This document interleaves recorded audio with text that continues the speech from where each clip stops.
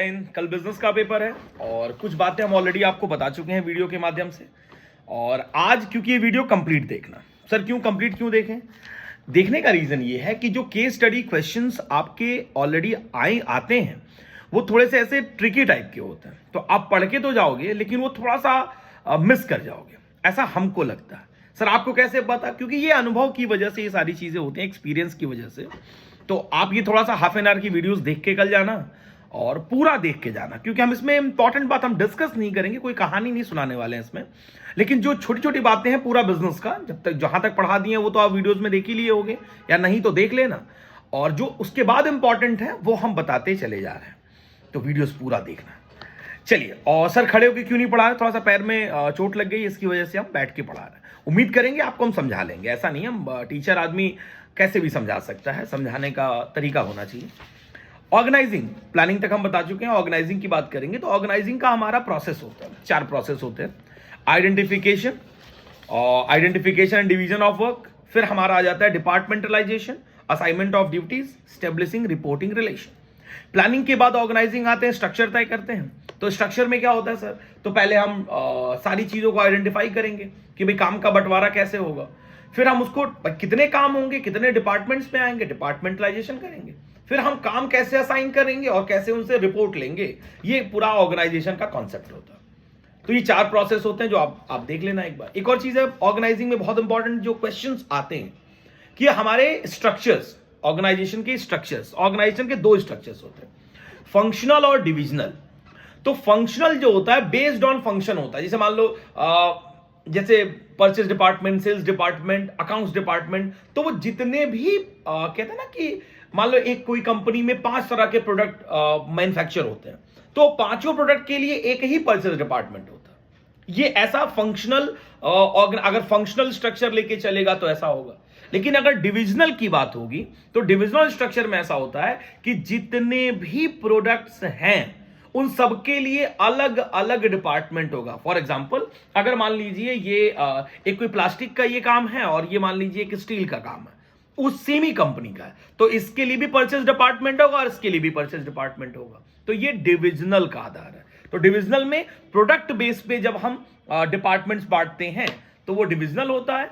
और फंक्शन में जितने भी प्रोडक्ट हो सबके लिए एक ही डिपार्टमेंट होगा, मतलब एक सिंक्रोनाइज्ड डिपार्टमेंट होगा, तो उसे हम कहते हैं फंक्शनल।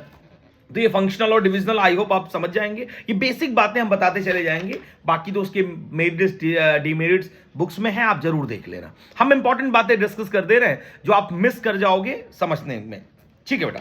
फिर ऑर्गेनाइजेशन में आते हैं तो 2 बातें उसमें आती है, फॉर्मल और दूसरा इनफॉर्मल। तो ऑर्गेनाइजेशन में 2 तरह से हो जाते हैं। फॉर्मल ऑर्गेनाइजेशन हमेशा डेलिब्रेट बनाया जाता है सामने से, इनफॉर्मल अपने आप बन जाता है क्योंकि वो ह्यूमन रिलेशन पे बेस्ड होता है। तो कहा जाता है फॉर्मल ऑर्गेनाइजेशन क्योंकि उसकी ड्यूरेबिलिटी ज्यादा होती है, क्योंकि वो स्ट्रक्चर से बनाया जाता है। इनफॉर्मल ऑर्गेनाइजेशन की ड्यूरेबिलिटी कभी क्लियर नहीं होती है, वो लॉन्ग लास्टिंग भी हो सकता है और कभी कभी वो स्टार्टिंग से ही वो डिस्टर्ब हो सकता है। तो ये हमारे ऑर्गेनाइजेशन के टाइप्स सिस्टम हो जाते हैं, एक फॉर्मल ऑर्गेनाइजेशन और एक दूसरा इनफॉर्मल। सबके अपने पॉजिटिव्स हैं, सबके अपने मेरिट्स और डिमेरिट्स हैं।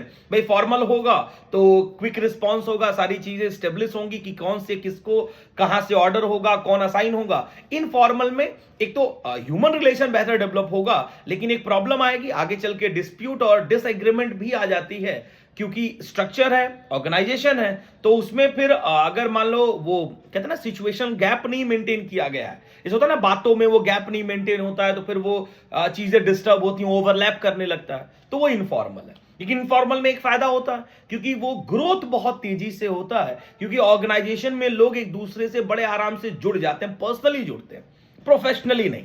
तो वो जो प्रोफेशनली वाली बात है वो फॉर्मल में होगा, और जो नॉर्मल ऐसे कैजुअल वाला सिस्टम है वो इनफॉर्मल स्ट्रक्चर में डेवलप होगा। स्ट्रक्चर नहीं कहेंगे, इनफॉर्मल ऑर्गेनाइजेशन कहेंगे। तो ऑर्गेनाइजेशन में हमको इतनी बातें याद रखनी। एक और चीज आती है डेलीगेशन। तो डेलीगेशन आपका समझ लो, तो डेलीगेशन में 3 एलिमेंट है, इसीलिए आपके सिलेबस के अकॉर्डिंग ही हम आपको बता दे रहे हैं। डेलीगेशन में 3 बात। डेलीगेशन का मतलब ये कि जब अपने काम को हम अपने सबऑर्डिनेट्स में नीचे तक बांट देते हैं, दे देते हैं, उससे 2 फायदे होते हैं। तो काम जल्दी हो जाता है। दूसरा, एक महत्वपूर्ण बात यह कि जो हमारे सबऑर्डिनेट्स होते हैं वो भी कहीं ना कहीं अपने आप को सुपीरियर फील करते हैं, बेहतर काम करने का प्रयास करते हैं और उनकी भी आगे चल के जो कहते हैं ना कि एक्टिविटीज होती हैं वो बेहतर होने लगती हैं। क्योंकि जब आप बेहतर काम मिलेगा, आपको सुपीरियर से काम मिलना शुरू होगा, तो आपकी सोच भी उसी के अनुसार जनरेट होगी।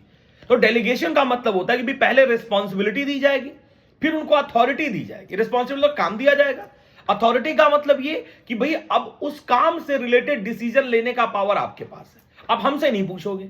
तीसरा, तो भाई अगर पावर दे दिया गया है तो फिर उनको अकाउंटेबल बनाया जाएगा। अकाउंटेबल का मतलब क्या हुआ, हमने प्रिंसिपल मैनेजमेंट में भी बोल रखा है। अकाउंटेबल का मतलब ये कि भाई अब अगर आपको काम दिया गया, आपको उस काम से रिलेटेड अधिकार लेने का भी दे दिया गया कि भाई आप डिसीजन ले सकते हो, तो आप आंसरेबल भी होगे। तो अच्छी बात है, कोई भी व्यक्ति चाहता है कि भाई हमको जिम्मेदारी आप दो, हम वो परफॉर्म करके दिखाएंगे, क्योंकि वो अपने लिए भी बेहतर करेगा और ऑर्गेनाइजेशन के लिए भी बेहतर करेगा। तो इसे हम कहते हैं डेलीगेशन ऑफ अथॉरिटी, रिस्पॉन्सिबिलिटी और अकाउंटेबिलिटी। इसी में एक बात आती है centralisation and decentralisation of work, मतलब कॉन्सेप्ट में आता है।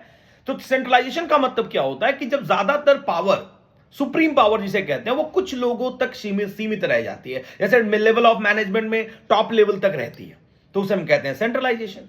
डिसेंट्रलाइजेशन का मतलब होता है कि जब वही कुछ सुपीरियर पावर्स हम नीचे के सबऑर्डिनेट्स में, मतलब मिडिल लेवल पे, लोअर लेवल पे हम ट्रांसफर करने लगते हैं, तो उसे हम कहते हैं डिसेंट्रलाइजेशन। उसमें हमने, क्योंकि principles of management Henry fuel में ये डिस्कशन ऑलरेडी था कि भाई इससे फायदा क्या होगा, इससे फायदा होगा काम जल्दी होगा डिसेंट्रलाइज करने से, जो हमारे सबऑर्डिनेट्स है वो बेहतर फील करेंगे।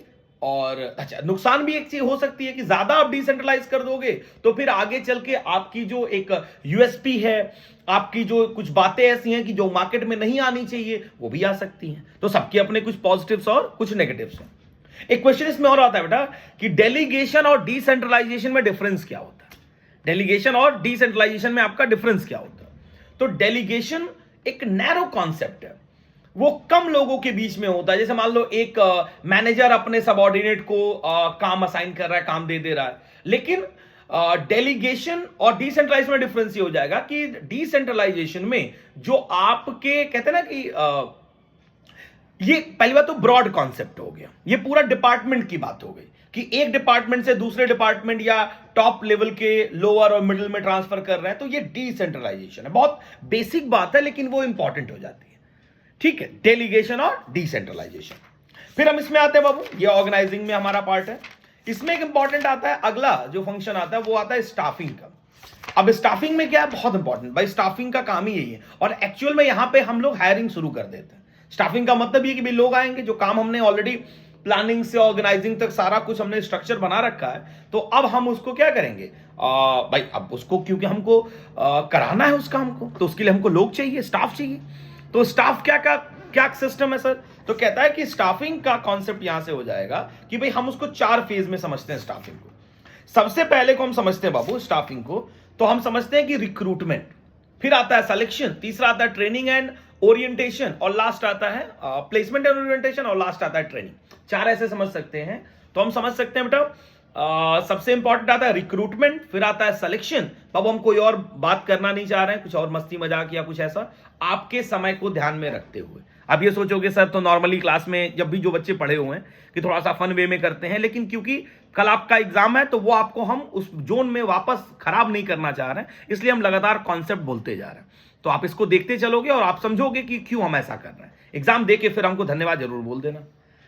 तो अभी हम बोल रहे थे जो स्टाफिंग की बात है, तो स्टाफिंग में कॉन्सेप्ट 4 है, रिक्रूटमेंट, सिलेक्शन, ट्रेन, आपका प्लेसमेंट ओरिएंटेशन कह लो, प्लेसमेंट ओरिएंटेशन, और लास्ट ट्रेनिंग। अब आते हैं रिक्रूटमेंट पे। रिक्रूटमेंट एक जो इंपॉर्टेंट बात है रिक्रूटमेंट और सिलेक्शन का। रिक्रूटमेंट एक पॉजिटिव कॉन्सेप्ट है, जहां पे ये ऑर्गेनाइजेशन चाहती है कि ज्यादा से ज्यादा लोग हमारे बिजनेस में आए। क्यों आए?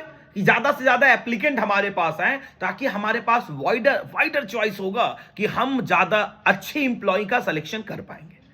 तो रिक्रूटमेंट पॉजिटिव कॉन्सेप्ट है, सिलेक्शन नेगेटिव है।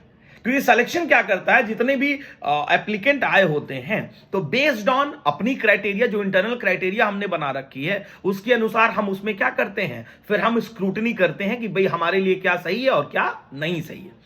तो सिलेक्शन नेगेटिव प्रोसेस है, लेकिन रिक्रूटमेंट हमारा पॉजिटिव प्रोसेस है। तो सिलेक्शन के बाद, अभी इसमें भी डिस्कस कर रहे हैं, सिलेक्शन के बाद आते हैं हमारा प्लेसमेंट ओरिएंटेशन की भाई कहां प्लेस होंगे, कैसे होंगे, और फिर आती है हमारा ट्रेनिंग। ट्रेनिंग में दो बातें आ जाती हैं, ऑन द जॉब और ऑफ द जॉब। तो ये हम अगर आते हैं स्टाफिंग के सिचुएशंस में तो हमने डिस्कस कर लिया। अब इसमें आता है रिक्रूटमेंट। तो रिक्रूटमेंट जो क्वेश्चन केस स्टडी का बनता है बेटा, वो दो बातों में बनता है। एक बनता है इंटरनल रिक्रूटमेंट और एक होता है एक्सटर्नल रिक्रूटमेंट। अभी हमने बता दिया रिक्रूटमेंट जो है आपका वो पॉजिटिव प्रोसेस है। तो इंटरनल रिक्रूटमेंट में कुछ बातें ऐसी होती है। इंटरनल का मतलब क्या होता है, जब हम अपने ही मैनेजमेंट से लोगों को प्लस माइनस इधर उधर करके हम अपनी जगह को फुलफिल करें। तो खास करके नई कंपनियों के लिए पॉसिबल नहीं है इंटरनल, ये ऑलरेडी एग्जिस्टेड कंपनी के लिए पॉसिबल है इंटरनल। अब जैसे इंटरनल रिक्रूटमेंट के कुछ टाइप्स जो समझने हैं हमको, जिसे ट्रांसफर, प्रमोशन, पहले ले ऑफ भी होता था, वो हटा दिया गया है। ट्रांसफर का मतलब क्या हुआ, एक डिपार्टमेंट से दूसरे, मान लो एक डिपार्टमेंट में लोग कम है तो हम दूसरे डिपार्टमेंट में भेज सकते हैं। तो एक जैसे मान लो बहुत सारे स्कूल ऐसे होते हैं कि जो कहते हैं ना कि कई सारे उनके ब्रांचेस होते हैं। तो ब्रांचेस का मतलब क्या हुआ, तो एक ब्रांच से दूसरे ब्रांच में भेज दिया। मान लो यहाँ टीचर नहीं है, फला टीचर नहीं है, तो हम यहां से उठा के दूसरे ब्रांच में भेज सकते हैं।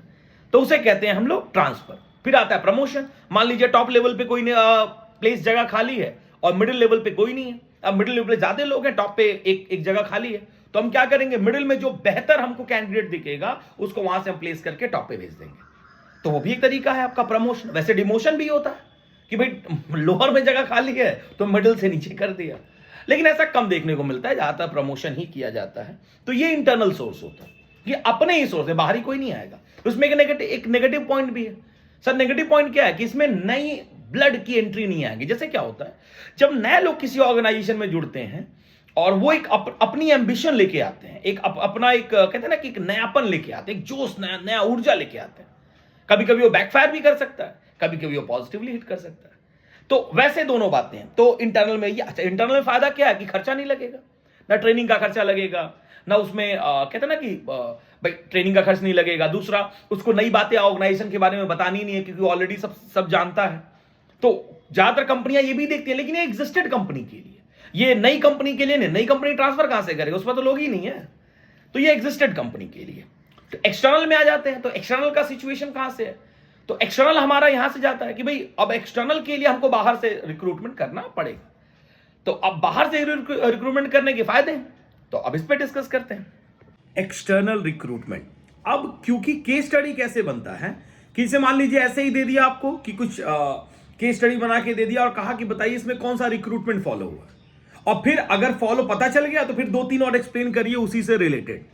तो ऐसे ही केस स्टडी क्वेश्चंस बनेंगे और लगभग 80-85% आपके जो क्वेश्चंस आते हैं वो सब केस स्टडी आते हैं।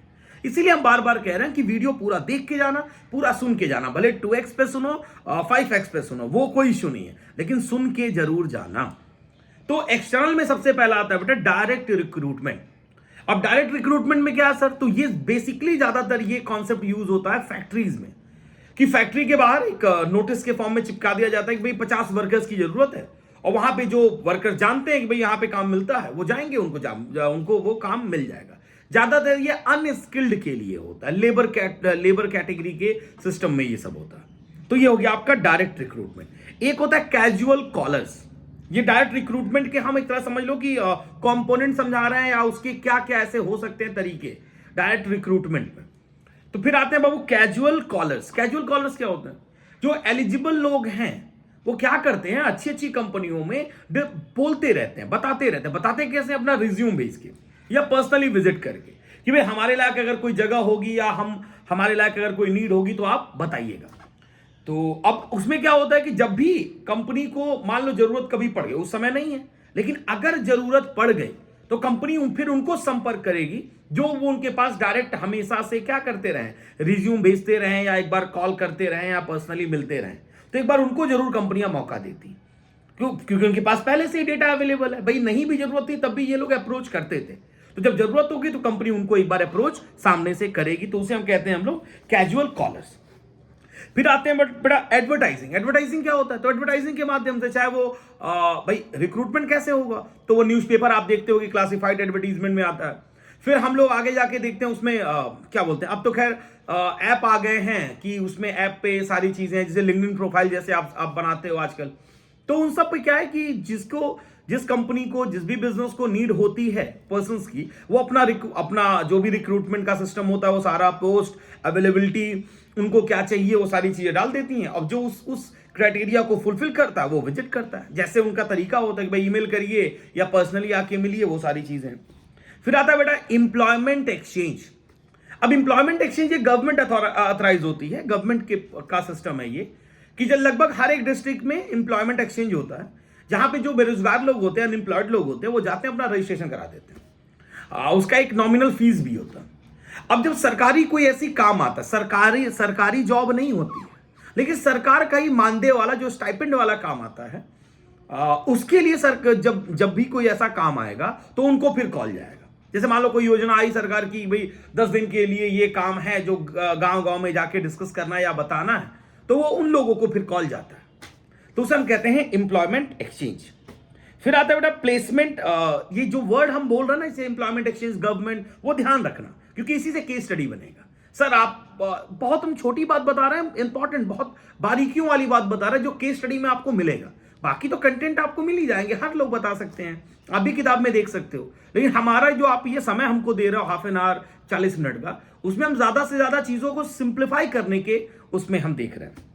फिर आता है प्लेसमेंट एजेंसीज या मैनेजमेंट कंसल्टेंट। ये भी आप सुने होंगे, आपके हर शहर में 2-4 मैनेजमेंट ऐसे कंसल्टेंसी वाला ऑफिस ऐसा है, जहां पे लोग जाते हैं, अपना रजिस्ट्रेशन वगैरह करा देते हैं, रिज्यूम सबमिट कर देते हैं। वो लोग क्या करते हैं, क्योंकि जो भी ऑर्गेनाइजेशन है, कंपनी है, जहां पे भी जॉब की जरूरत है, जहां पे ह्यूमन रिसोर्स की नीड है, उनसे वो संपर्क रखते हैं। ये प्राइवेट होता है बेसिकली।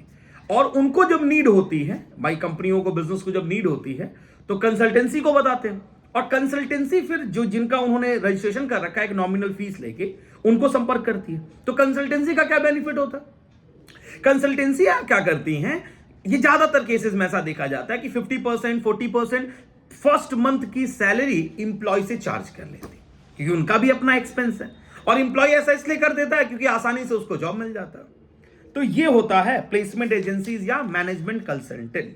फिर आते हैं बेटा कैंपस रिक्रूटमेंट।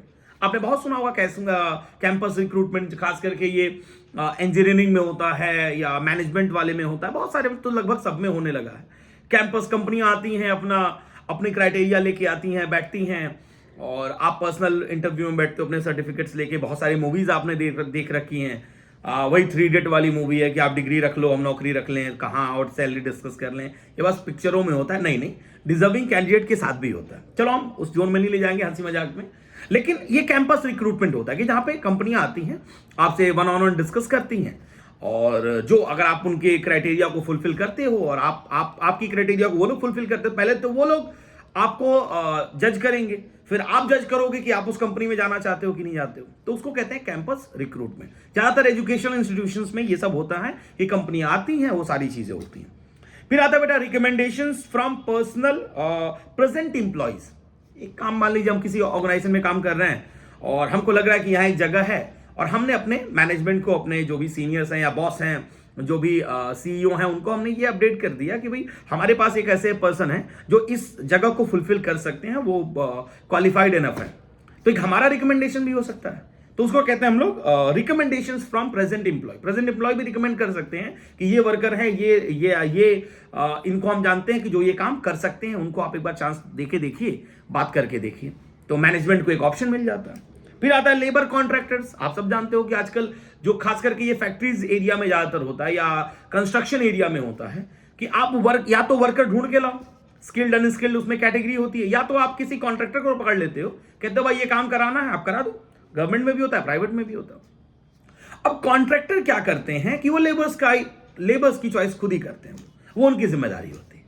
तो लेबर कॉन्ट्रैक्टर भी होते हैं कि जो बाहर ढूंढ के, जैसे मान लो हमारी ऑर्गेनाइजेशन की जरूरत है पर्संस की, अब हमने क्या किया, कॉन्ट्रैक्टर को ये काम दे दिया कि भाई हमारे लिए ये फला ऐसे ऐसे क्वालिफाइड पर्संस की एक टीम चाहिए हमको, तो वो लोग हमको सर्च करके हमको देंगे।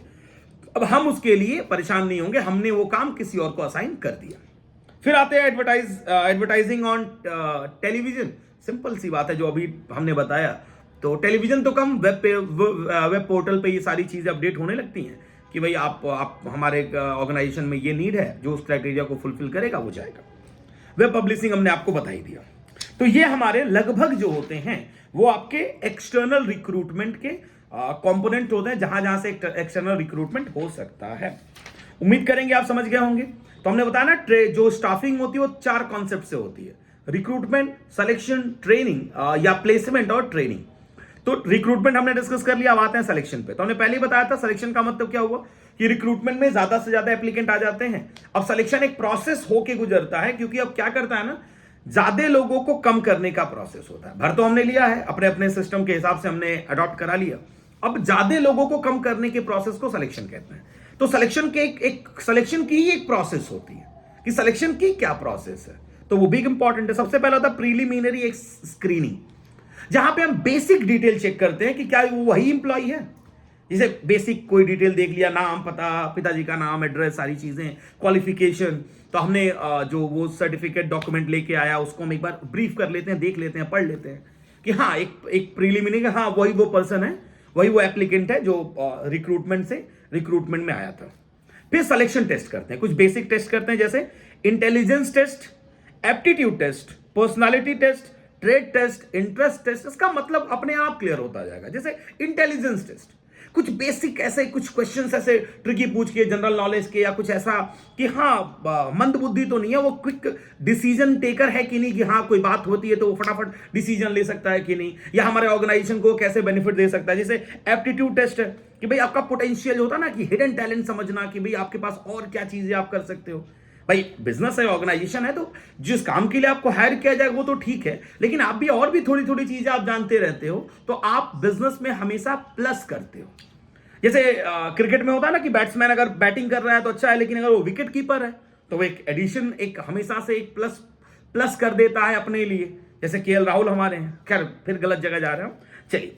फिर पर्सनालिटी टेस्ट होता है कि भाई इंप्लॉयमेंट का मतलब बस ये नहीं होता है कि भाई नॉलेज हो, सारी चीजें हो, एक ओवरऑल पर्सनालिटी भी मैटर करती है एम्प्लॉयमेंट में, कि एक पर्सनालिटी आपकी क्या है, आपका एक ऑरा क्या है, कि आप क्या ऑर्गेनाइजेशन को वापस दोगे। ऑर्गेनाइजेशन तो आपको वापस देगा, नहीं गाली की बात नहीं हो रही बेटा, ऑर्गेनाइजेशन आपको वापस क्या देगा, आपको सैलरी देगा, आपको रेम्यूनरेशन, जो भी बोनस, कमीशन, जो भी सिचुएशंस हैं। सर आप इतना जल्दी क्यों पढ़ा रहे हैं? टाइम बचाने के लिए बेटा आपके, क्योंकि आप लोग बहुत जल्दी स्किप करने लगते हो, क्योंकि आप कहोगे सर मजा नहीं आ रहा, समझ नहीं आता। तो मजा मत लेना बेटा, आज के पेपर को पढ़ लेना। फिर हम अकाउंट्स का भी बनाएंगे, तो अकाउंट्स का आराम से बनाएंगे, खड़े होकर वो बोर्ड पे आराम से हम बनाएंगे। और उम्मीद करेंगे आप लोग समझ रहे हो तो अच्छा लग रहा है, क्योंकि बच्चे सपोर्ट कर रहे हैं, मैसेज भी कर रहे हैं व्हाट्सएप पे कि सर अच्छा समझा रहे हैं आप कंटिन्यू रखिए। तो ये आप ही का मोटिवेशन है कि समय निकाल के हम थोड़ा सा ऑनलाइन सेगमेंट पे भी जा रहे हैं, क्योंकि हम बहुत इसको प्रेफर करते नहीं है, लेकिन समय के अनुसार चीजों को थोड़ा थोड़ा चेंज लाना चाहिए, तो लाने का प्रयास है।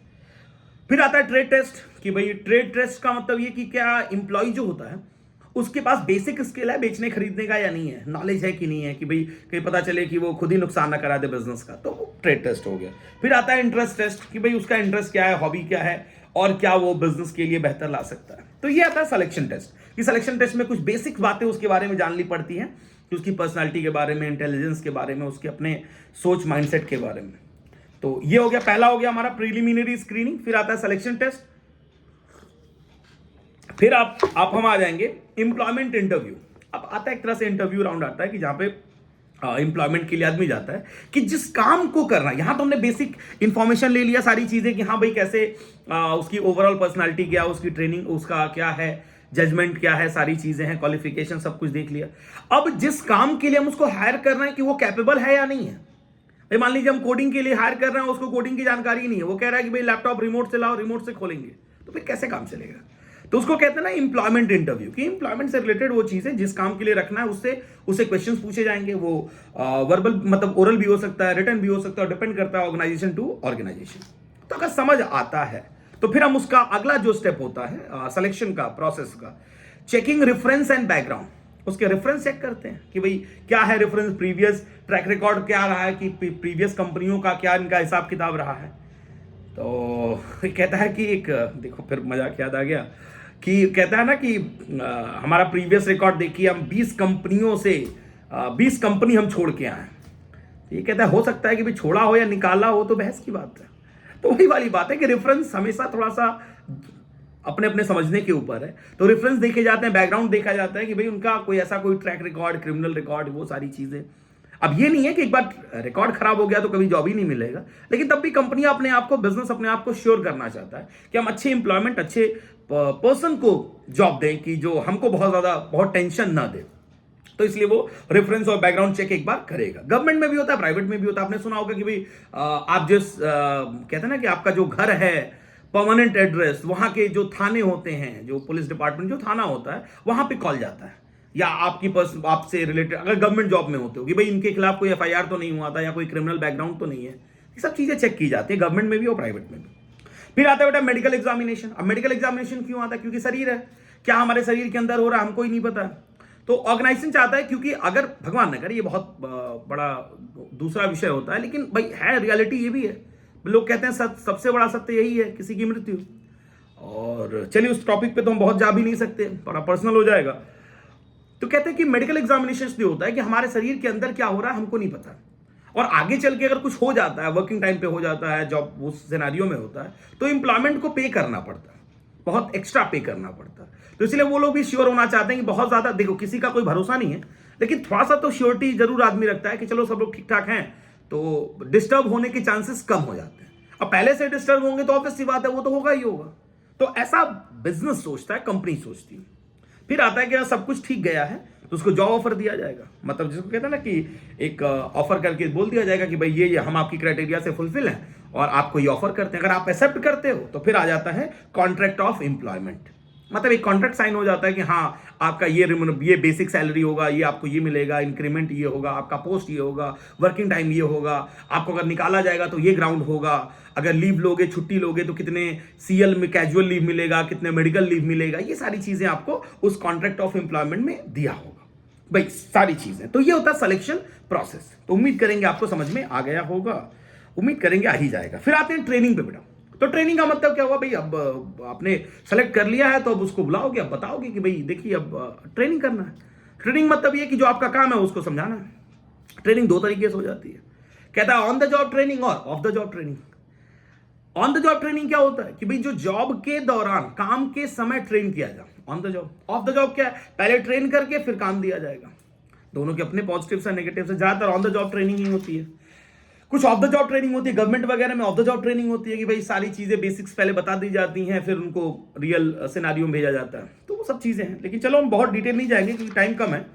ऑन द जॉब ट्रेनिंग के मेथड्स, अच्छा जो ऑन द जॉब ट्रेनिंग है तो उसके कुछ कंपोनेंट्स हैं। जैसे क्या है भाई, टेक्निक क्या है हमारे ऑन द जॉब के। सबसे पहला होता है apprenticeship. Apprenticeship training, apprenticeship training खास करके वो ऐसे समझ लो ना कि आप टेक्निकलिटी एस्पेक्ट पे, टेक्निकल एस्पेक्ट पे आता है।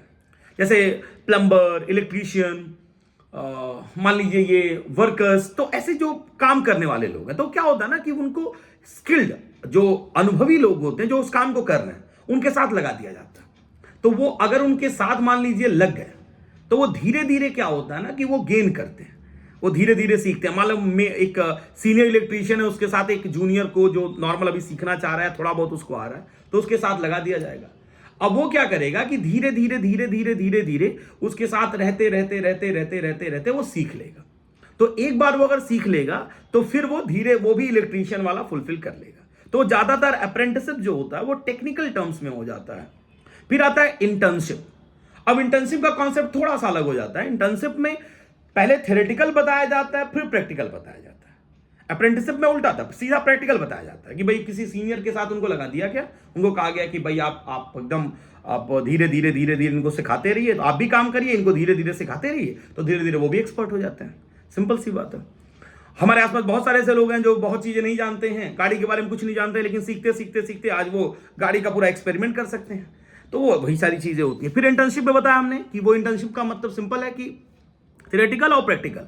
तो जिस जॉब में थ्योरेटिकल की भी जरूरत है कि भाई कुछ पहले बेसिक्स कॉन्सेप्ट पता होने चाहिए, उसके बाद प्रैक्टिकल नॉलेज दी जाती है, तो वो ऑन द जॉब ही होगा। पहले थ्योरी बताई जाएगी, फिर प्रैक्टिकल बताया जाएगा, तो वो भी ऑन द जॉब ट्रेनिंग ही होगा। फिर एक और आता है बेटा इंडक्शन या ओरिएंटेशन, जिसमें बहुत प्रॉब्लम नहीं है, जो काम है बड़ा सिंपल काम है। तो उसमें क्या होता है ना कि इंडक्शन दी जाती है। इंडक्शन मतलब ब्रीफ कहते हैं ना इंट्रोडक्शन अबाउट कंपनी। उस बिजनेस का ब्रीफ इंट्रोडक्शन दे दिया जाता है कि कंपनी ये काम करती है, ऐसे ऐसे करना, आपको भी लगे रहना और धीरे धीरे समय के साथ सीख जाओगे। तो उसमें बहुत सिचुएशनल डिस्टर्ब नहीं होता है, तो चीजें आसान हो जाती हैं। तो ये तीन हो जाते हैं, अप्रेंटिसशिप, इंटर्नशिप और आपका induction. Of the job training में एक ही होता है जिसको वेस्टिबल ट्रेनिंग कहते हैं। वेस्टिबल स्कूल भी कहते हैं, वेस्टिबल ट्रेनिंग भी कहते हैं। वेस्टिबल ट्रेनिंग का मतलब बस बड़ा सिंपल होता है कि पहले जो काम रियल सिनेरियो में जाना है, मान लीजिए ऑर्गेनाइजेशन में जाना है, तो उसका एक डमी ट्रायल कर दिया जाता है कि डमी सिस्टम में सिखा। जैसे आपने कभी फोन लेने आप गए होंगे या कोई भी सामान ऐसे लेने गए होंगे, मान लीजिए फोन है आप लेने गए होंगे, तो सबसे पहले एक डमी फोन दे दिया जाता है क्योंकि सबकी आदत होती है उठा के फीचर्स देखना, सारी चीजें। तो फोन है क्योंकि कॉस्टली चीजें होती है तो वो खराब हो सकती है, तो इसलिए वो डमी फोन रखते हैं कि भाई ये लो, इससे खेल लो, देख लो, मन भर जाए तो बताना, तब निकालेंगे नया पैक खोल के कि हाँ भाई देख लो ये है। तो ऐसे ही होता है कि जहां अब ये डिपेंड करता है ना कि कंपनी क्या चाहती है कि भाई जॉब कैसा है, जॉब की कहते हैं ना कि रिस्की है या नॉर्मल है, वो तो वो डिपेंड करता है कि ट्रेनिंग कैसे कराएंगे। तो ऑन द जॉब वहां हो गया। वेस्टिबल ये कि जैसा काम करना है, एक्चुअल वर्क जैसा एक कहते हैं ना कि स्ट्रक्चर ऐसे तैयार करना कि जो आपको बस सिखा दे, ट्रेन कर दे। जब आप सीख जाओगे तो फिर आपको एक्चुअल वर्क प्लेस पे रखा जाएगा, आपको सिखाया जाएगा। तो ये हो गया आपका ट्रेनिंग। उम्मीद करेंगे आपको समझ में आ रहा होगा। हम किताब लेके इसलिए बैठे बेटा कि बेसिक्स हमारा ये है कि ज्यादा कम टाइम में आपको आपका बेहतर दे देना। उम्मीद करेंगे आप जब सुनोगे पूरी बात तो आपको समझ आएगा कि हाँ, और एग्जाम देने के बाद आके एक बार समय मिलेगा तो मैच जरूर कर लेना कि सर ने ये बातें डिस्कस करके भेजी थी। हम बताते नहीं ये बात, ये क्योंकि हम अकाउंट्स पढ़ाते हैं, ज्यादातर बिजनेस हम पढ़ाते नहीं है, लेकिन क्योंकि हमको पता है कि अनुभव काम आ सकता है आपके लिए, तो आपको दे रहे हैं, क्योंकि मेरा यही तो योजना है कि आपका बेनिफिट हो। जो सेकेंड लास्ट फंक्शन है वो डायरेक्टिंग है। डायरेक्टिंग को ही कहते हैं ना कि इट इनिशिएट्स एक्शन, या इसको कहते हैं ना कि फंक्शन इन एक्शन। जैसे यहीं से काम शुरू होता है, डायरेक्ट करना। स्टाफिंग कर लिया हमने, प्लानिंग, ऑर्गेनाइजिंग, अब स्टाफिंग हो चुका है। प्लान कर लिया, ऑर्गेनाइज कर लिया, स्टाफ कर लिया हमने। अब हम आते हैं डायरेक्टिंग पे। और डायरेक्टिंग का सिंपल गेम है कि भाई अब यहां से इंस्ट्रक्शन दिए जाएंगे, काम शुरू हो चुका है। इसके अंदर मैनेजमेंट इन एक्शन यहीं से शुरू होता है। ये पूछ सकता है कि मैनेजमेंट इन एक्शन क्या है, तो डायरेक्टिंग। अब डायरेक्टिंग का मतलब सिंपल है कि भाई बताया जाएगा, कैसे बताया जाएगा, उसका रूल है। अब उसमें एक कंडीशन सेटअप किया गया कि भाई उसमें लीडरशिप आएगा, सुपरविजन आएगा, मोटिवेशन आएगा। बहुत जरूरी है सर। तो डायरेक्टिंग का पार्ट आप फीचर्स वगैरह आप देख लेना। एलिमेंट ऑफ डायरेक्टिंग हम डिस्कस करेंगे जिससे क्वेश्चंस केस स्टडी बनते हैं। अब एलिमेंट ऑफ डायरेक्टिंग में सबसे पहला बेटा सुपरविजन, फिर मोटिवेशन, फिर कम्युनिकेशन और फिर लीडरशिप। अब आते हैं सुपरविजन पे। सर सुपरविजन क्या होता है? तो कहते हैं सुपरविजन का कॉन्सेप्ट सिंपल है कि भाई आप सुपरवाइज करोगे, आप एक की पर्सन, जिसे उसमें सुपरवाइजर की नियुक्ति होती है, सुपरवाइजर। अब सुपरवाइजर का क्या काम होता है कि वो की पर्सनल का काम करता है। क्योंकि बताया था ना, सुपरवाइजर हमेशा मिडिल लोअर लेवल पे आता है भाई, टॉप, मिडिल, लोअर, फिर प्लेटफॉर्म एरिया। प्लेटफॉर्म एरिया पे वर्कर्स होते हैं और लोअर लेवल पे आपके सुपरवाइजर्स होते हैं। तो सुपरवाइजर की पर्सनल हो जाते हैं। उनका काम होता है कि जो काम हो रहा है उसको देखते रहना, जहां गलत हो रहा है वहां तुरंत इंस्ट्रक्ट करना है। रीजन क्या है? क्योंकि एक बार काम खराब हो जाएगा तो आप समझा के ही क्या करोगे। तो इसी के लिए कहा जाता है कि जैसे जैसे काम हो रहा है वैसे वैसे आप उनको बताते चलो, उनका फीडबैक देते चलो। तो उससे क्या होता है ना कि काम आसानी से होता चला जाता है। नहीं तो पता चले कि एक बार काम हो गया, फिर आप बाद में बता रहे हो कि अरे भाई ये तो मिस्टेक रह गया, तो फिर आप क्या भाई। तो ये चीज है। तो सुपरविजन का ये हो जाता है। फिर आता है मोटिवेशन। हम सबको मोटिवेशन की बहुत जरूरत होती है। कभी हम सेल्फ मोटिवेट होते हैं, कभी किसी से मोटिवेट होते हैं, किसी की बातों से मोटिवेट होते हैं, लेकिन मोटिवेशन तो चाहिए होता है जीवन में। एम्प्लॉय भी सेम काम करते करते डिस्टर्ब हो जाता है, तो उसको मोटिवेशन चाहिए। तो मोटिवेशन का मतलब यह कि जब आपके अंदर से इफिशियंसी को, आपके ही इफिशियंसी को बढ़ा दिया जाए, तो उसको मोटिवेशन। तो मोटिवेशन दो तरह से हो जाता है। एक होता है फाइनेंशियल मोटिवेशन, दूसरा नॉन फाइनेंशियल। वो भी इंपॉर्टेंट बात है, उस पर भी डिस्कस करेंगे। सर फाइनेंशियल और नॉन फाइनेंशियल मतलब, क्योंकि वर्क हम लोग जिसकी बात करें मोटिवेशन की, वो इंप्लॉई हैं, वर्कर्स हैं, लोग हैं, और इंसान हमेशा चीजों से डिस्टर्ब ही रहता है। तो उसको मोटिवेट करने के लिए दो टेक्निक है, या तो फाइनेंशियल कर सकते हैं या नॉन फाइनेंशियल कर सकते हैं। भाई कभी कभी मान लो बच्चे अच्छा नंबर अच्छा करते हैं तो हम 10 रुपए देते हैं, 20 रुपए देते हैं, 50 रुपए देते हैं, 100 रुपए भी देते हैं। That is financial motivation. पैसा मिलता, खुश होते हैं, क्या चलो 100 रुपए मिला, आज का पार्टी हो गया मेरी तरफ से। कभी कभी क्या होता है, हम कुछ नहीं करते, उनकी नोटबुक में ऐसे वेरी गुड ऐसे फर्स्ट लिखते हैं। बहुत सारे बच्चे जो पढ़े हैं वो सुनेंगे तो समझेंगे हम बोल क्या रहे हैं। वेरी गुड फर्स्ट लिखते हैं, या क्लास में ही हम फर्स्ट सेकंड थर्ड का ऑर्डर प्लेस कर देते हैं कि भाई आप फर्स्ट है, सेकंड है, थर्ड है, हम नोटबुक पे लिख देते हैं, सिग्नेचर कर देंगे। तो इसमें पैसा तो हमने दिया नहीं, लेकिन तब भी आपको अच्छा लगता है कि भाई 30 बच्चे बैठे हैं, 40 बच्चे बैठे हैं, 20 बच्चे बैठे हैं, उसमें मेरा स्थान फर्स्ट था, तो एक अलग मोटिवेशन है। तो ये नॉन फाइनेंशियल मोटिवेशन है। तो वो डिपेंड करता है ऑर्गेनाइजेशन पे कि आप कि इंप्लॉय मोटिवेट होना कैसे चाहते हैं, तो वो वहां पे एचआर डिपार्टमेंट की जिम्मेदारी होती है कि वो समझना। कभी कभी हमको पैसे की नीड है, हमको शाबाशी दी जाएगी, वो बुरा लग जाएगा। कभी कभी हमको शाबाशी की नीड है, आप पैसा दोगे तो बुरा लग जाएगा। तो वो सही चीज समझना भी महत्वपूर्ण है। तो अच्छा, तो फिर अच्छा, एक मैस्लो की थ्योरी भी अभी हम उस पे आते हैं, पहले हम ये बता देते हैं क्योंकि इससे क्वेश्चंस आते हैं। मॉनेटरी, जिसे मॉनेटरी और फाइनेंशियल इंसेंटिव भी कह सकते हैं, मोटिवेशन में इंसेंटिव, हाँ। तो monetary and financial incentive, incentive समझ सकते हैं आप, बोनस का पार्ट ऐसा समझ सकते हैं, एक्स्ट्रा। तो पहला होता है पे एंड अलावेंसेस, कुछ एक्स्ट्रा कर दिया जाए, जिसे पे एंड अलावेंसेस मतलब समझ लीजिए कि कहता है ना कि कुछ इंक्रीमेंट कर दिया जाए, कि भाई कहा जाएगा कि भाई 1 साल आप काम करोगे, आपका सैलरी जो है 10% बढ़ जाएगा। देखोगे ना, पे एंड अलावेंसेस, या आपको डीए मिलेगा, डियरनेस अलावेंसेस मिलेगा, या आपको ट्रेवलिंग अलावेंस मिल जाएगा, या कुछ ना कुछ ऐसा कि जिससे आपको अच्छा लगे। तो ये मॉनेटरी है, ऐसा क्वेश्चंस आते हैं, मॉनेटरी या फाइनेंशियल इंसेंटिव। फिर एक आता है वो प्रॉफिट शेयरिंग, इंप्लॉय है, उसको सैलरी मिल रही है, उसको बिजनेस के ग्रोथ से क्या लेना देना भाई, कौन सा जरूरत है उसको प्रॉफिट समझना कि बहुत ज्यादा हो जाएगा तो हमको मजा आ जाएगा। अरे हमको मिलेगा तो उतना ही जितना मेरा तय किया गया। लेकिन अगर एक इंसेंटिव डाल दिया जाए कि भाई देखिए, जो सैलरी मिली वो मिलेगी, लेकिन अगर आप बेहतर करते हो तो आपको 2-3% या 1%, 2.5%, 2%, जो भी आपको जो प्रॉफिट बचेगा, ठीक है, उसमें आपको प्रॉफिट मिलेगा, उस 2%, 3% का प्रॉफिट मिलेगा। तब इंप्लॉय मोटिवेटेड हो जाएगा कि नहीं यार, अब तो और अच्छा काम करना है, सैलरी के साथ साथ हम और एक्स्ट्रा प्रॉफिट कमा लेंगे। तो उसको कहते हैं प्रॉफिट शेयरिंग। फिर आता है को पार्टनरशिप। कभी कभी कंपनियां, बिजनेस ये भी ऑप्शन दे देते हैं कि भाई एक काम करो, इंप्लॉय भी रहो और आप इतना % के हमारे पार्टनर भी बन जाओ। हम आपको ऑफर करते हैं, अगर अच्छा काम करोगे तो आपको 5% का हम पार्टनर बना देंगे। पुष्पा याद करिए कि वो 1 लाख रुपए नुकसान करके पार्टनर बनता है। तो वही वाली बात है को पार्टनरशिप, क्योंकि वो पार्टनर बन गया। वो कहता ना कि भाई 4 लाख 1 लाख रुपए भाऊ आपने नुकसान कर लिया, तो वो कर लिया क्योंकि उसको पार्टनर बनना था। वो 4% का पार्टनर है, लेकिन वो पार्टनर है। तो वो भी होता है कि एक अलग से मोटिवेशन होता है, पैसा भी मिलेगा और एक मोटिवेशन है। फिर आता है बोनस, होली, दिवाली, ईद, आपको बोनस दिया जाता है, इंप्लॉइयों को बोनस दिया जाता है। क्यों? क्योंकि हमको सबको पता है फेस्टिवल्स में खर्चे होते हैं, अगर कुछ एक्स्ट्रा मिलेगा तो मजा आ जाएगा। तो ये बोनस होता है, तो ये मॉनेटरी होता है। अब यहां पे शाबाशी दे दी जाएगी दिवाली के दिन की, वेरी गुड, हैप्पी दिवाली, तो मजा नहीं आएगा। उसको पैसा चाहिए, क्योंकि उसको मिठाई है, पटाखे हैं, कपड़े हैं, तो वो मोटिवेशन चाहिए। फिर आता है कमीशन, बता दिया, वो बेसिकली प्रॉफिट शेयरिंग से लिंक कर सकते हो कमीशन की, भाई आप एक्स्ट्रा काम करोगे तो आपको 10% का ये कमीशन मिल जाएगा, या इतना भाई सैलरी तो मिलेगी। इसे होता है ना, आजकल जॉब में ऐसा किया जाता है कि भाई सैलरी के साथ साथ आपको 5% का कमीशन है, तो जितना आप सेल कराओगे उसका 5% आप कमीशन रख लेना, तो वो भी एक अच्छा लगेगा। फिर आता है प्रोडक्टिविटी लिंक्ड वेज इंसेंटिव। वही वाली बात है, दो बातें एक बार मर्ज की गई हैं, अलग अलग टॉपिक दिया गया, बात वही है कि प्रोडक्शन के साथ साथ जितना एक्स्ट्रा होगा उतना आपको भी उसका एक सर्टेन अमाउंट मिल जाएगा। फिर आता है रिटायरमेंट बेनिफिट, जीवन के साथ और रिटायरमेंट के बाद। कहता है कि अभी तो ठीक है आपको सैलरी मिलेगी, लेकिन एक चीज बता दे रहे, आप जब रिटायर होगे तो आपको अच्छा ग्रेचुटी मिलेगा भाई, आपको एक अच्छा कहते हैं ना ग्रेचुटी मिल जाएगा, या कहते हैं ना कि आपको सिक्योरिटी के लिए आपको बोल दिया गया कि भाई आपको ये बेनिफिट मिलेगा, पीएफ आपको टाइम पे मिल जाएगा, ग्रेचुटी मिल जाएगा, कुछ आपने छुट्टियां अगर बचा रखी हैं तो आपको उसका एक्स्ट्रा हम पैसा दे देंगे, लीव इनकैशमेंट वाली बात है। तो ये हो गया आपका रिटायरमेंट बेनिफिट। फिर आता है पर्क्स, सुना होगा आपने, पर्क्स, फ्रिंज बेनिफिट्स, छोटे मोटे खर्चे, जैसे लिखा है ना, मेडिकल फैसिलिटी दे दिया, फ्री एजुकेशन दे दिया, हॉस्टल फैसिलिटी दे दिया बच्चों के रहने के लिए, या आपको ही दे दिया ऐसे फैसिलिटी। तो फैसिलिटी मतलब पैसा ही दिया ना, मान लो आप रह रहे हो, वो किराया कंपनी भर रही है, दैट इज, तो आपके लिए भी तो एक तरह से मॉनेटरी इंसेंटिव हो गया ना भाई, 10,000 का रेंट आप पे कर रहे थे, अब कंपनी पे कर रही है, तो ये आपके लिए फाइनेंशियल इंसेंटिव है, फाइनेंशियल मोटिवेशन।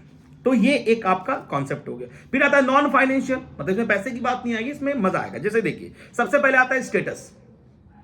स्टेटस किसको अच्छा नहीं लगता भाई, रिकॉग्निशन किसको अच्छा नहीं लगता।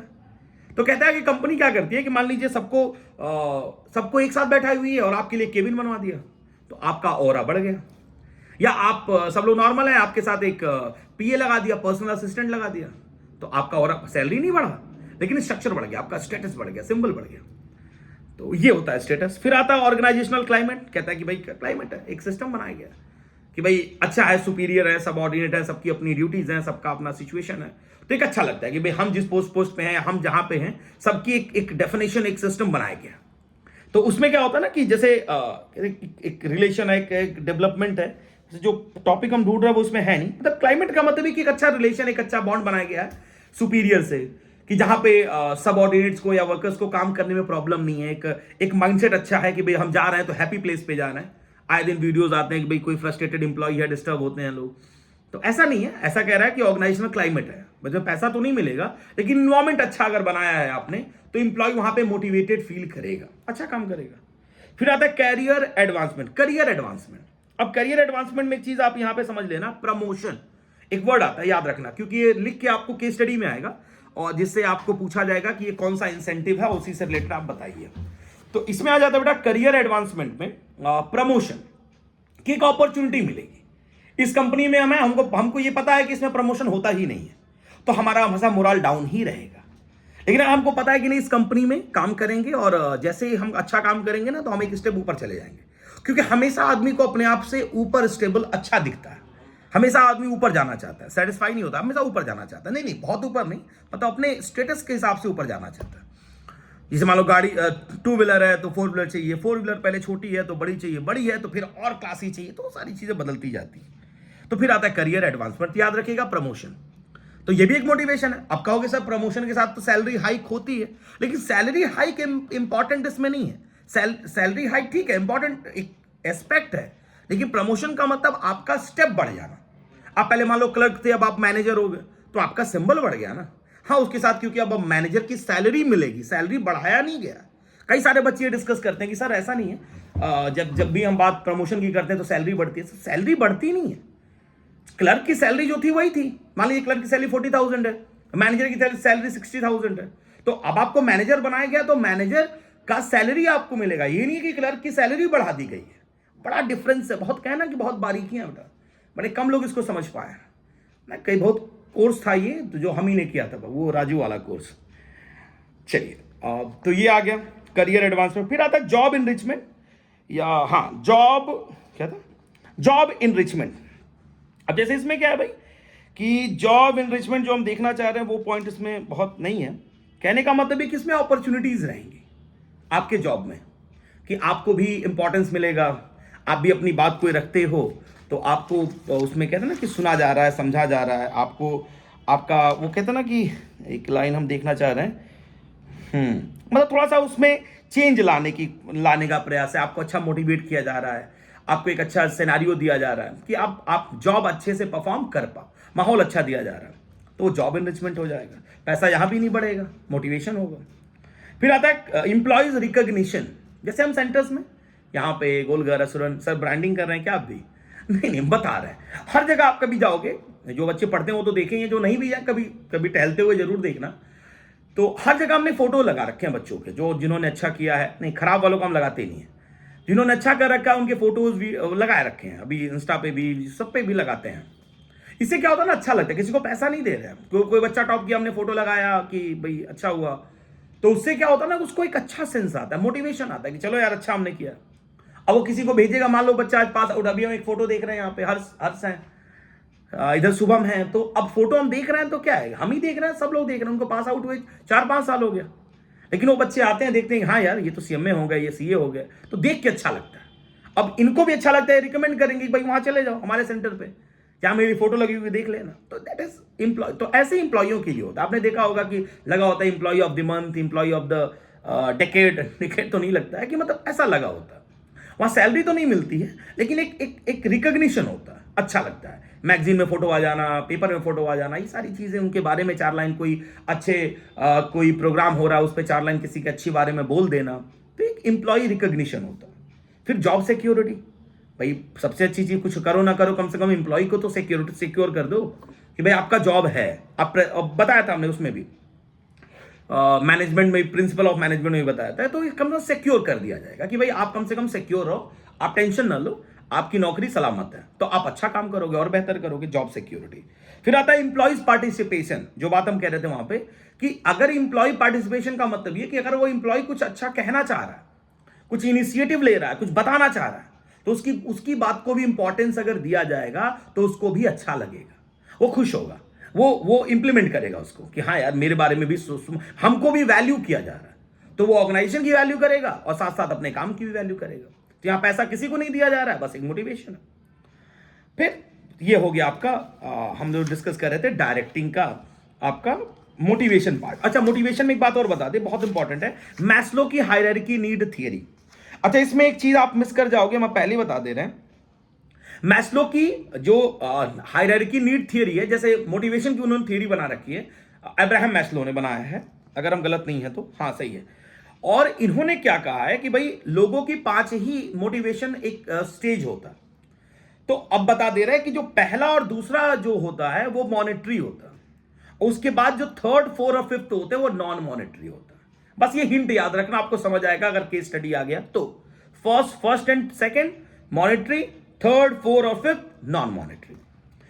तो मैस्लो की जो बेसिक हायरार्की नीड थियरी है वो पहले होती है फिजियोलॉजिकल नीड, दूसरा आता है सेफ्टी एंड सिक्योरिटी नीड, तीसरा आता है सोशल नीड, चौथा आता है स्टीम नीड, पांचवा आता है सेल्फ एक्चुअलाइजेशन।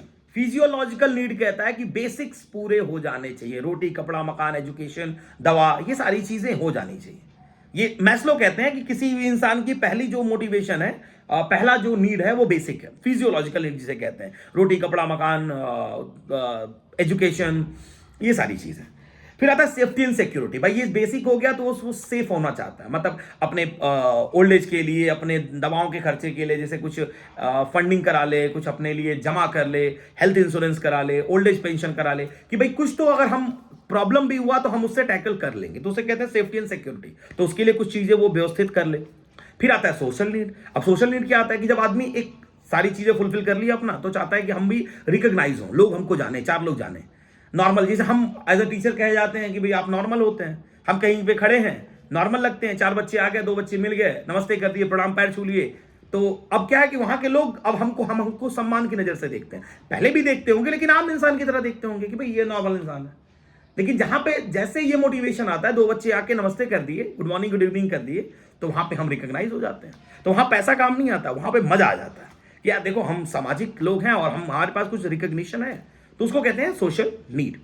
फिर आता है स्टीम नीड। अब स्टीम नीड क्या होता है कि भाई हम चीजों को, क्या आता है ना कि हमको रिस्पेक्ट और रिकॉग्निशन, जैसे सोशल नीड में हमने कहा था, थोड़ा मिस कर गया, सोशल नीड वाली बात थी कि जहां पे लोगों को अपने लोग चाहिए। हाँ, थोड़ा सा करेक्ट कर लेना, अब वीडियो को हम वो नहीं करेंगे कि सोशल नीड का मतलब ये हुआ कि वहां लोग, जैसे ये सब बेसिक हो गया आपका, सेफ्टी सिक्योरिटी हो गया, तो इंसान को लोग चाहिए, दोस्त भी चाहिए, जानने वाले लोग चाहिए, जिनके साथ वो टाइम स्पेंड कर सके, समझ सकें, बता सकें, क्योंकि इंसान, हम लोग एक सामाजिक प्राणी है ना, तो हम लोग को लोग चाहिए, अपने दोस्त चाहिए, अपने सारे सिचुएशन, अपने रिश्तेदार, सारे लोग चाहिए ताकि हम डिस्कस कर सकें, क्योंकि हमारा मन भी हल्का होता है बात करने से। फिर स्टीम नीड जो हमने बताया, रिस्पेक्ट वाली बात, कि हम जो क्योंकि इतना तक कर चुके हैं तो हमको समाज में एक अच्छी पोजीशन चाहिए, तो हमारी लालसा भी होती है लोगों की, भाई 4 लोग हमको हमारे नाम से जाने, बाई फेस जाने, बाई नेम जाने, ये तो स्टीम नीड हो गया।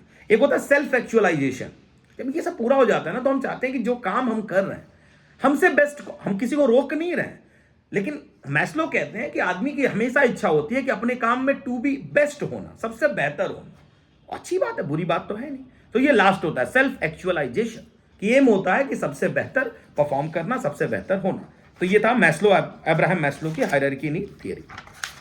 फिर आता है बेटा लीडरशिप। तो लीडरशिप सिंपल सी बात है कि भाई लीडरशिप कोई ना कोई लीड करेगा, बताएगा। तो इंपॉर्टेंट इसमें क्या है, बाकी चीजें तो ठीक है, ये डायरेक्टिंग का ही कॉन्सेप्ट पढ़ रहे हैं, एलिमेंट पढ़ रहे हैं। इसमें लीडरशिप स्टाइल होता है, और हमारे पास 3 लीडरशिप स्टाइल है जो क्वेश्चंस आते हैं: ऑटोक्रेटिक, डेमोक्रेटिक, लेसेस फेयर या फ्री रेन। ऑटोक्रेटिक क्या होता है, ऐसे ओरली में समझा देना फटाफट, सर ओरली ही आप समझा रहे हैं। ऑटोक्रेटिक का मतलब क्या होता है कि एक हेड लीडर हो जाएगा और उसके सबऑर्डिनेट्स हो जाएंगे। अब लीडर जो बताएगा उतना ही वो लोग करेंगे। ऑटोक्रेटिक जैसे एक तरह डिक्टेटर वाला हिसाब किताब हो जाएगा। तो उसके अपने कुछ पॉजिटिव्स हैं, कुछ नेगेटिव्स हैं। पॉजिटिव्स ये हैं जल्दी काम हो जाएगा, नेगेटिव्स ये हैं कि सुपीरियर्स जो सबऑर्डिनेट्स हैं उनको सुनना, कोई सुनेगा नहीं, तो उनके मन में अच्छी भावना नहीं उत्पन्न होगी, वो बहुत मोटिवेटेड काम नहीं करेंगे। लेकिन अब डिपेंड करता है कि बिजनेस कैसा है, वो कौन सा स्टाइल प्रेफर कर रहा है। हम आपको कॉन्सेप्ट बस देते रहे। ये ऑटोक्रेटिक हो गया। फिर आता है आपका डेमोक्रेटिक।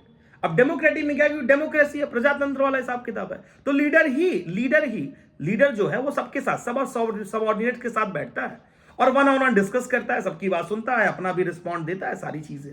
तो इसमें पॉजिटिव्स क्या है कि सबऑर्डिनेट्स के भी मोरल अप होते हैं, हमेशा लोग मिलकर काम करना चाहते हैं। लेकिन इसमें क्या होता है ना कि डिले डिसीजन हो जाता है, टाइम लग जाता है, क्योंकि जब सबकी बात सुनेंगे, सबसे समझेंगे तो टाइम लगेगा। तो ये एक डेमोक्रेटिक का डिसएडवांटेज, लेकिन एडवांटेज बता दिया हमने कि सब लोगों का मोरल अप होगा, सबकी बातें सुनी जाएंगी, कुछ अच्छे थॉट्स निकल के आएंगे। फिर एक आता है कि एक ऑटोक्रेटिक हो गया, वही पार्टिसिपेटिव, उसी का नाम है पार्टिसिपेटिव या डेमोक्रेटिक। और फिर आता है फ्री रेन या लेसेस फेयर। अब लेसेस फेयर में क्या, लीडर किनारे बैठ गया।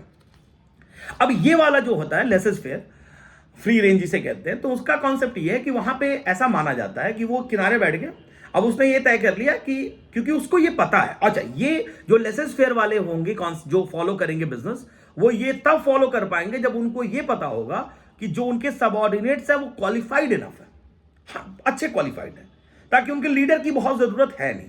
तो वो किनारे हो जाते हैं, वो कहते हैं कि सबऑर्डिनेट्स को तुम आपस में डिस्कस करो, आपस में तय करो और बस मुझे बता देना। लीडर ऐसा करेगा, वो देखने के लिए कि इनके अंदर की कैलिबर और बेहतर डेवलप हो जाए। लीडर बस एक लास्ट पोजीशन पे रहेगा कि बस उसको अपडेट कर देना, वो तुम्हारे ऊपर छोड़ दिया डिपेंडेंसी। तो इसके पॉजिटिव्स में जल्दी काम होगा, जो सबऑर्डिनेट्स है वो भी अच्छे से ग्रो करेंगे। एक वो भी होता है कि भाई थोड़ा सा लीडर की पोजीशन हैम्पर हो जाती है कि भाई वहां पे डिस्टर्बेंस भी हो सकता है। तो ये हो गया आपका लीडरशिप स्टाइल। तो ये हमने डायरेक्टिंग का लगभग पोर्शन।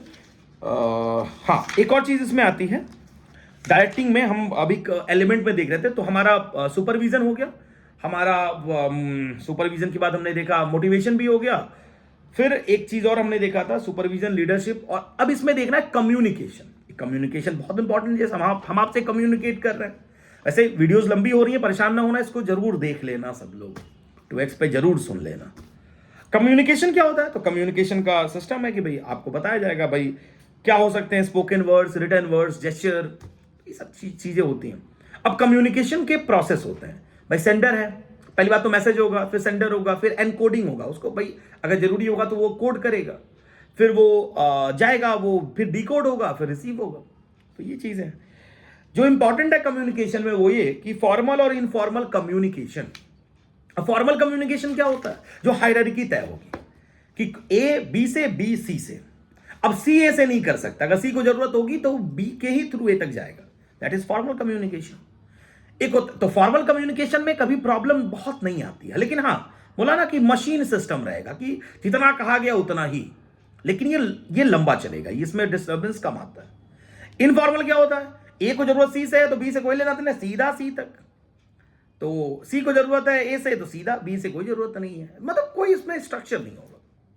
तो इनफॉर्मल में फायदा है कम्युनिकेशन में कि भाई चीजें बेहतर हो सकती है, ह्यूमन रिलेशन डेवलप होगा, लेकिन इसमें कहते हैं ना कि फालतू की चीजें ज्यादा डेवलप हो जाती हैं, क्योंकि आप जब बात करते हो तो अच्छी और बुरी दोनों बातें करते हो, तो ऑर्गेनाइजेशन के लिए भी नुकसान हो सकता है।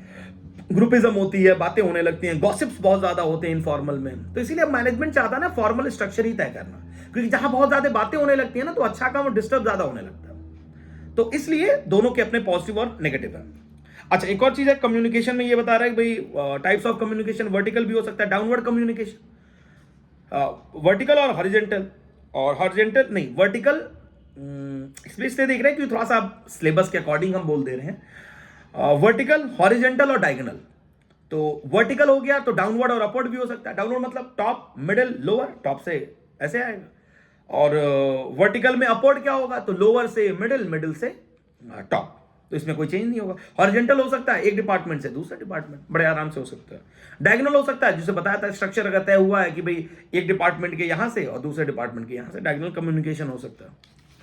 इसमें एक महत्वपूर्ण बात है, हमने वो समझ लिया। फिर एक आता है कि जो बहुत इंपॉर्टेंट है समझना, बैरियर्स ऑफ इफेक्टिव कम्युनिकेशन।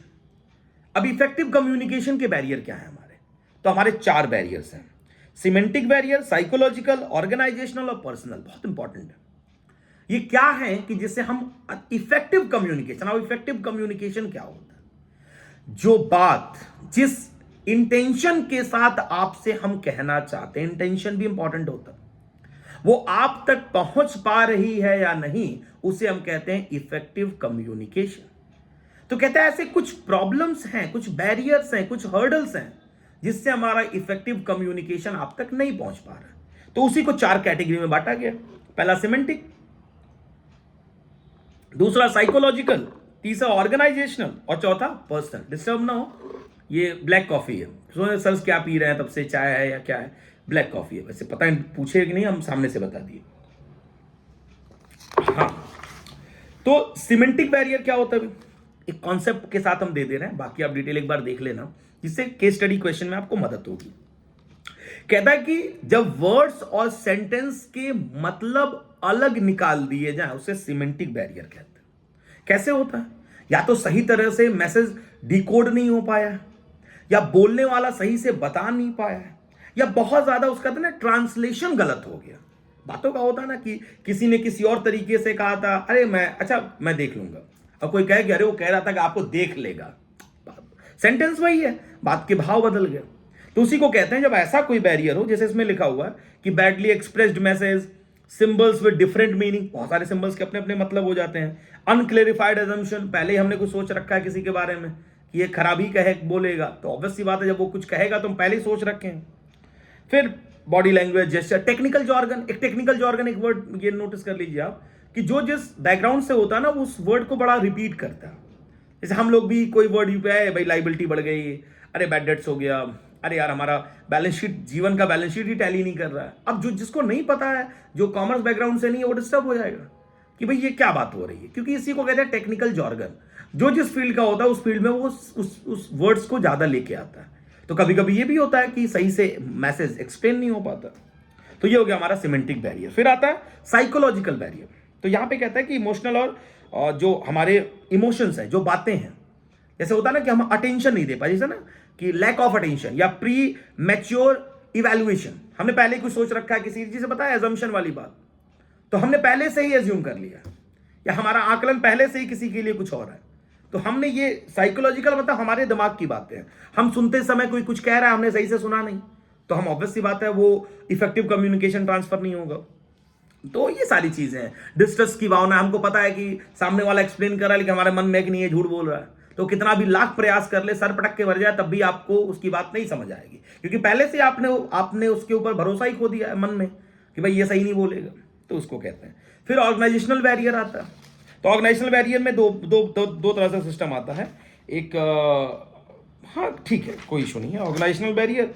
तो ऑर्गेनाइजेशनल बैरियर में सिंपल है कि ऑर्गेनाइजेशन की पॉलिसी क्या है, ऑर्गेनाइजेशन के रूल रेगुलेशन क्या है। कभी कभी बातें आती हैं कि नहीं जैसे फॉर्मल स्ट्रक्चर बना दिया गया कि नहीं इनफॉर्मल कम्युनिकेशन नहीं होगा, तो एक अच्छा रिलेशन डेवलप नहीं होगा। तो ऑर्गेनाइजेशन भी कभी कभी रोल प्ले करता है इफेक्टिव कम्युनिकेशन ना होने की वजह से।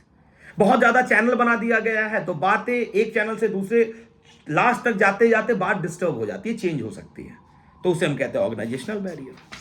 फिर हम आ जाते हैं पर्सनल बैरियर। कुछ हमने ही बना रखा है, जैसे सुपीरियर सबऑर्डिनेट में कॉन्फिडेंस नहीं दिखाता है, सबऑर्डिनेट सुपीरियर से कुछ कहना ही नहीं चाहता, कहता है अरे छोड़ो यार, या सुपीरियर चाहता है कि अगर आप बहुत कम्युनिकेट कर लेंगे सबऑर्डिनेट से, कहीं पता चले हमसे समझदार ना निकल जाए, हमारी जगह डिस्टर्ब ना हो जाए, तो ये होता है पर्सनल बैरियर। तो ये सब कुछ बातें ऐसी हैं जैसे सिमेंटिक, साइकोलॉजिकल, ऑर्गेनाइजेशनल और पर्सनल बैरियर की जो हमारे अच्छे कम्युनिकेशन को डिस्टर्ब कर सकती है। फिर आता है हमारा, इसको कैसे ठीक किया जा सकता है, तो जो प्रॉब्लम है उसको सॉल्व करिए, ध्यान से सुनिए, ट्रांसलेशन अच्छे से करिए, जो पॉलिसीज हैं उसका जो जैसी जरूरत है वैसे उसके हिसाब से अडॉप्ट करिए।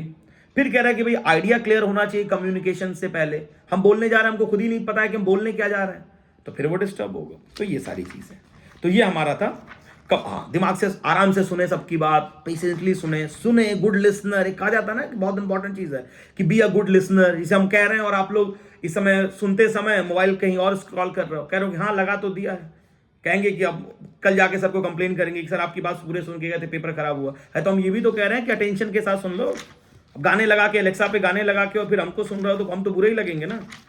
तो फिर आगे आपका डायरेक्टिंग लास्ट है, लास्ट फर्स्ट पार्ट का, उसका भी बनाएंगे, फाइनेंशियल मार्केट का भी बनाएंगे बेटा। सर वीडियो लंबा हो रहा है, अरे कोई बात नहीं बेटा, भविष्य सवर जाएगा, अच्छे मार्क्स आएंगे। मिठाई लेके आना, काजू कतली से कम कोई नहीं लेके आएगा। सर हम लोग लड्डू भी नहीं लाने, नहीं काजू कतली। लास्ट आता है कंट्रोलिंग। कंट्रोलिंग का कोई काम नहीं, बस सिंपल सा काम है चेक करना कि अब तक जो हुआ है ठीक किया है कि नहीं किया। तो सर पढ़ा क्यों रहे हैं, बस में जो इंपॉर्टेंट बात है वो बता दे रहे हैं। एक कॉन्सेप्ट ये है कि कंट्रोलिंग आप जानते हो कि भाई सिंपल सी बात है कि आप चेक कर लो। और एक महत्वपूर्ण बात ये है, relationship between planning and controlling. Interlink है, प्लानिंग कंट्रोलिंग आर इंटरडिपेंडेंट, दोनों एक दूसरे से इंटरलिंक है, पहले भी बता चुके हैं। क्योंकि प्लानिंग में क्या हुआ है, कंट्रोलिंग नहीं देखना। तो कहते हैं ना planning is looking ahead, controlling is looking back. हाँ, प्लानिंग इज लुकिंग अहेड, क्यों? क्योंकि प्लानिंग भाई तो आगे के लिए होता है। कंट्रोलिंग लुकिंग बैक क्यों? क्योंकि प्लानिंग में क्या हुआ था उसको चेक करना है। तो अगर अच्छा हुआ है तो अच्छी बात है, नहीं हुआ तो रीजन क्यों नहीं हुआ।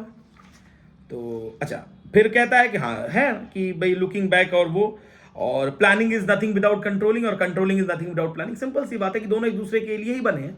ये इसलिए कि हमको समझ आएगा कि जो हमने सोचा था वो हुआ है कि नहीं हुआ। अगर नहीं हुआ तो फिर रीजन देखो। जैसे इसमें कंट्रोलिंग के प्रोसेस है, सेटिंग अप टारगेट जो तय किया गया था, मेजरिंग द परफॉर्मेंस, परफॉर्मेंस को मेजर करो, जो तय किया गया था वो कैसे हुआ, कंपेयर करो एक्चुअल और जो हमने स्टैंडर्ड बनाया था उससे और एक्चुअल से। अब देखो क्या हुआ है, तो कह रहा है कि अगर पॉजिटिव आया है और सोचो कि और पॉजिटिव है, अगर नेगेटिव, अगर बैलेंस हो गया तो कोई बात ही नहीं है, तब सोचो बेहतर करने के लिए। अगर नेगेटिव आया तो क्यों, करेक्टिव एक्शन। तो कह रहा है ना, पांचवा होता है टेकिंग करेक्टिव एक्शन और लास्ट होता है फीडबैक, क्या और बेहतर हम कर सकते हैं। तो ये आपका कंट्रोलिंग हो गया। लगभग 50 मतलब 1 घंटे की ये वीडियो हो गई, आप ये पूरा सुन लेना और फिर हम फाइनेंशियल पार्ट आपको दे देंगे अगले वीडियो में। बहुत बहुत धन्यवाद, अभी तक बने रहे, अच्छा पेपर होगा।